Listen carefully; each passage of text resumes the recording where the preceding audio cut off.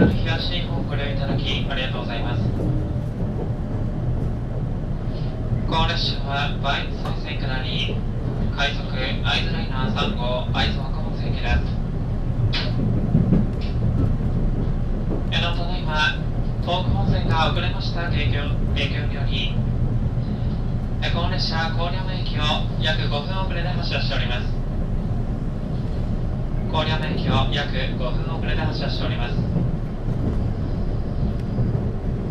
本日はお急ぎのところ列車遅れまして大変申し訳ございません。これから先泊松駅と到着時刻をご案内いたします。このままの遅れで参りますと菊田3時57分、磐梯熱海4時6分、猪苗代4時27分、磐梯町4時41分、終点の会津若松には4時55分の到着予定です。なおその他の駅には停車いたしませんのでお気をつけください。車内のご案内をいたします。6号車を先頭に6両で運転しております。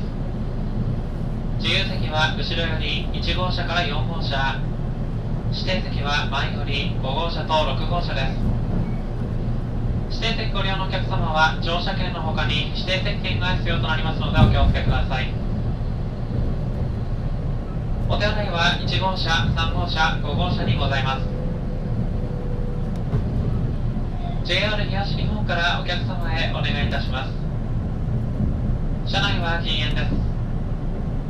また携帯電話はマナーモードに設定の上、通話の際は電気をご利用ください。お客様のご協力をお願いいたします。担当車掌は会津若松へ行く鴨です。